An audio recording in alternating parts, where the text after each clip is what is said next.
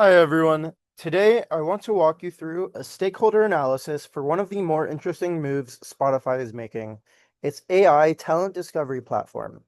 The short version is that Spotify is teaching a model to spot emerging artists from streaming data before the usual gatekeepers get to them.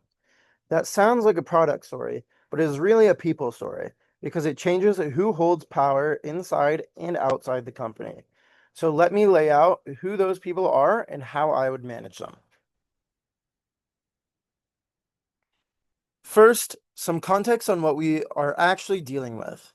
The platform uses machine learning to surface breakout potential from streaming behavior. What matters is the shift underneath it. Spotify stops being just a place where music lives and becomes a talent intelligence engine, and that reaches across A&R, data science, legal, and its label partnerships all at once. The guiding principle they keep coming back to is that the model surfaces and people decide. Hold on to that line because it turns out to be the thread that ties this whole analysis together. Here's the landscape mapped by power and interest. In the top right, the group we have to manage closely sit executive leadership, investors, and record labels. They hold real power and they care a lot about the outcome. Regulators and legal land in keep satisfied, high power, but lower day-to-day interest. Down in keep informed, you have the people most affected, artists, A&R teams, and listeners who care deeply but do not individually control much. Engineering and HR sit and monitor. The quadrant that should worry us most is the top right, and you'll see why in a minute. This matrix scores each stakeholder across financial stake, control, influence, status, and overall impact, and then lands on where they stand today. A few things jump out. Executive leadership, engineering, listeners, and investors are already champions. A&R teams, legal, and music publishers are cautious, not against it, but watching closely. Artists are genuinely mixed, and record labels right now read as an opponent.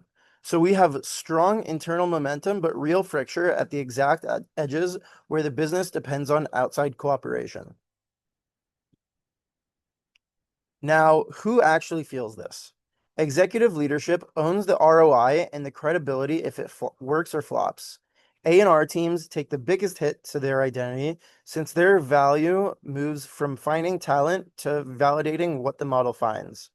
Engineering and data science carry accountability for accuracy and bias. Record labels risk losing their gatekeeping role entirely. Artists gain visibility they never had, but they also face a black box that can surface or bury them with no explanation. Listeners mostly benefit, with some risk of everything starting to sound the same. Impact is not the same as influence, so let me separate the two. Ranked by who can actually shape the outcome, record labels come out on top at 92% because they hold contractual leverage over artist data and can effectively veto what the platform is allowed to do. Investors and executive leadership follow since they control the money and the strategic direction. Regulators sit at 70% thanks to privacy and fairness law. Notice that the groups with the most influence are not the ones the platform is built to help. That gap is the core tension. If we want to move people, we have to know what they want. Leadership wants a competitive edge over Apple and YouTube and proof the investment pays off. A&R wants job security and credit for the discoveries they help develop. Engineering wants clean data governance and technical autonomy.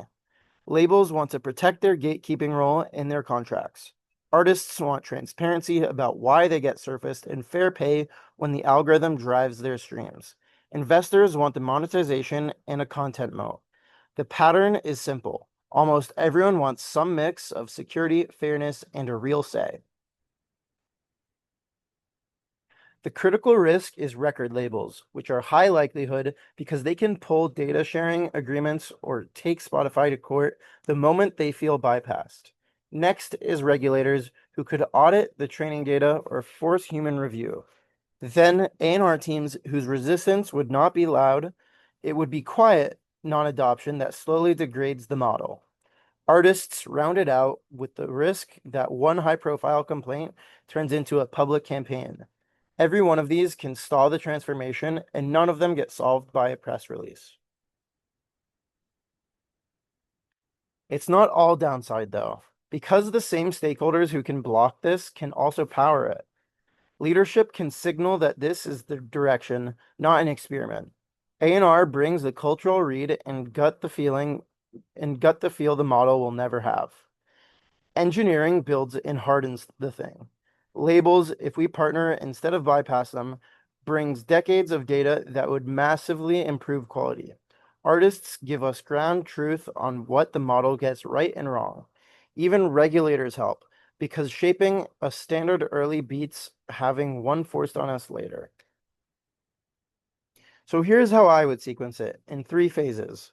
In the first 3 months, we align, set the metrics with leadership, run co-design workshops with A&R, and open, honest data sharing talks with the labels. Months 4 through 6, we build buy-in, a pilot A&R can see, an artist dashboard, a joint advisory panel with labels, and a third-party audit for regulators. Then months 7 through 12, we sustain it with a formal A&R credit system, an artist feedback loop, and an ongoing engagement. The point is to earn trust in stages, not demand it upfront.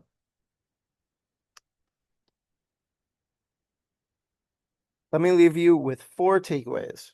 First, stakeholder alignment here is a design problem, not a communications one. Every group needs something real to gain. Second, labels and A&R are the highest risk, and neither can be ignored or worked around. Third, that guiding principle, the model surfaces and people decide, is the single message that works across every group because it keeps humans in charge while still letting the AI scale. And fourth, going in phases builds the proof that turns skeptics into believers.